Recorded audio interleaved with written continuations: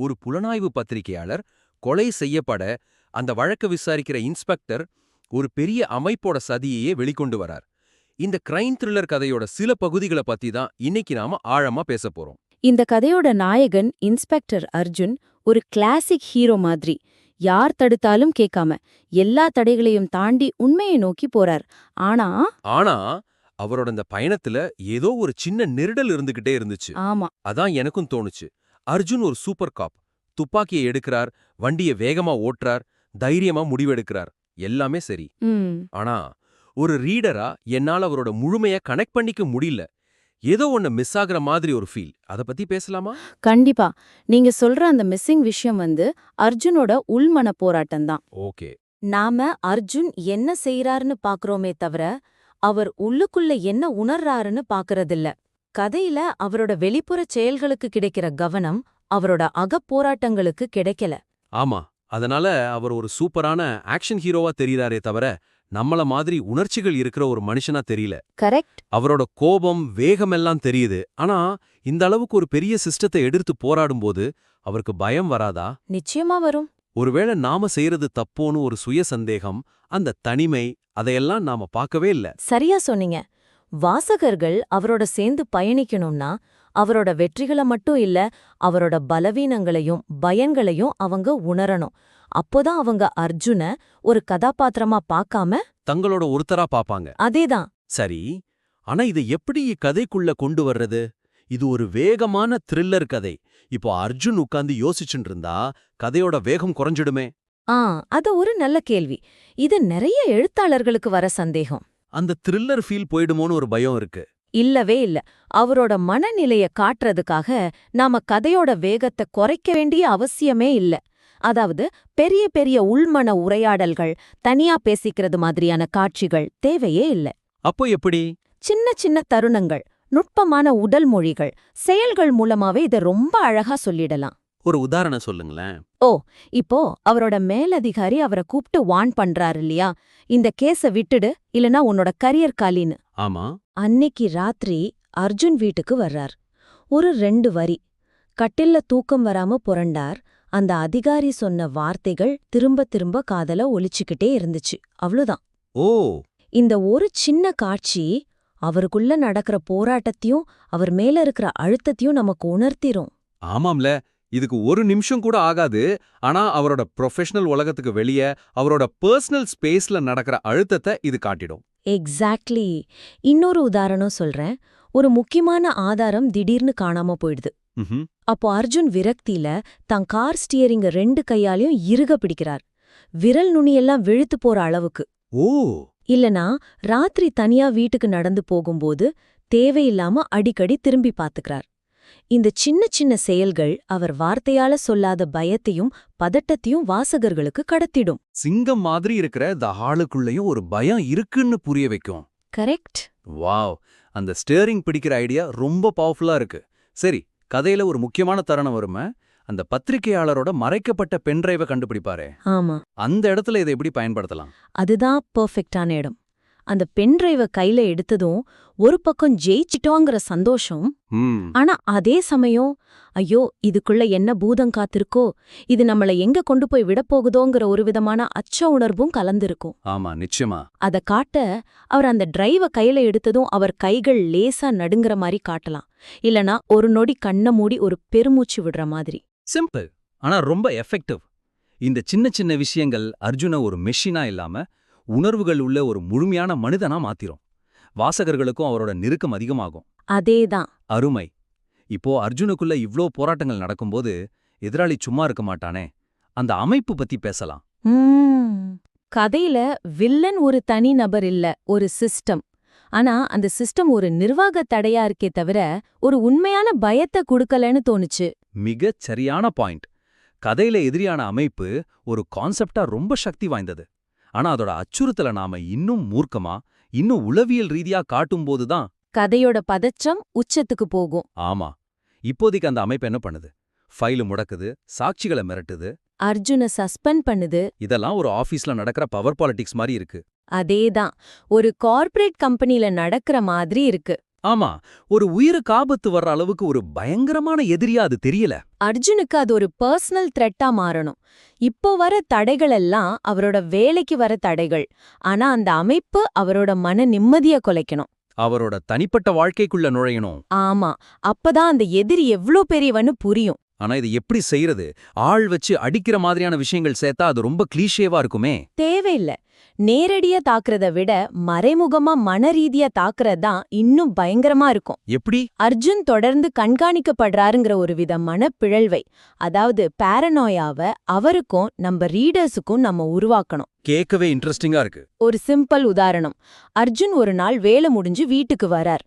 கதவை திறந்து உள்ள போறார். ம். வீட்ல எந்த பொருளும் திருடு போகல. ஆனா அவர் காலையில டேபிள் மேல வச்சுட்டு போன ஒரு புக்க மட்டும் ஒரு 2 இன்ச் இடம் மாறி இருக்கு. அவ்வளவுதான். அப்பா, நினைச்சு பார்க்கவே ஒரு மாறி இருக்கு. பாத்தீங்களா?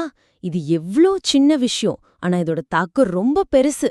நாங்க உன் வீடு வரைக்கும் வந்துட்டோம். உன் பெட்ரூம்குள்ள நுழைஞ்சிட்டோம். ஆனா உன்னை எதுவும் பண்ணல. நினைச்சா பண்ணுவோன்னு சொல்ற ஒரு மறைமுக மிரட்டல் இது. இது அவரை உடல் ரீதியா தாக்குறத விட மனரீதியா 1000 மடங்கு அதிகமா பாதிக்கும்.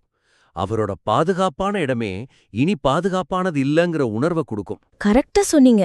இது ஒரு சைக்கலாஜிக்கல் வார் மாதிரி. வேற என்ன மாதிரி செய்யலாம்? அடையாளம் தெரியாத நம்பர்ல இருந்து அவருக்கு தொடர்ந்து ஃபோன் கால்ஸ் வரலாம். எடுத்து பேசினா மறுமுனையில யாரும் பேச மாட்டாங்க. வெறும் சைலன்ஸ். ஆமா, ஒரு விதமான நிசப்தம் மட்டும்தான் கேக்கும். ஒரு மிரட்டல் வந்தா கூட பரவாயில்ல. ஆனா அந்த அமைதி இருக்கே, அது நம்ம கற்பனைக்கே வேலைய கொடுத்து இல்லாத பயத்தை எல்லாம் உருவாக்கும். அவர் எங்க போனாலும் யாரோ அவரை பார்த்துக்கிட்டே இருக்காங்கங்கிற உணர்வு வந்துரும். ஆமா, அப்புறம் கதையில சிதைஞ்சு போச்சுன்னு ஒரு சிசிடிவி ஃபுட்டேஜ பத்தி சொல்றாங்க இல்ல? ஆமா. அர்ஜுன் அந்த ஃபுட்டேஜ ப்ளே பண்ணி பார்க்கும்போது ஒரு 2 செகண்ட் மட்டும் அதுல ஒரு உருவம் நேரா கேமராவை பார்த்து சிரிச்சுட்டு மறையுது. அதுக்கப்புறம் தான் அந்த காட்சி சிதையுது. இப்படி ஒரு சின்ன மாற்றம் பண்ணா போதும். ஓ, அப்போ அந்த ஆதாரம் தற்செயலா அழியல, திட்டமிட்டு அழிக்கப்பட்டிருக்குன்னு அர்ஜுனுக்கு புரியும். அது மட்டும் இல்ல. ஆமா, நாங்க தான் அழிச்சோம், எங்களை மீறி நீ என்ன பண்ண முடியும்னு அந்த அமைப்பு அர்ஜுனுக்கு நேர சவால் விடுற மாதிரி இருக்கும். இது அந்த முகமில்லாத எதிரிக்கு ஒரு திமிரான கொடூரமான முகத்தை கொடுக்கும். கதையோட விறுவிறுப்ப இது எங்கேயோ கொண்டு போயிடும். நிச்சயமா. பிரமாதம். சரி, நாம இப்போ ஹீரோவை இன்னும் ஆழமாக்கிட்டோம், வில்லனை இன்னும் பயங்கரமாக்கிட்டோம். ஆனா கதையோட முக்கியமான திருப்புமுனை, ம் அதாவது ஹீரோவுக்கு கிடைக்கிற அந்த முக்கியமான ஆதாரம், அது கொஞ்சம் யதார்த்தத்தை மீறி இருக்கிற மாதிரி தோணுச்சு.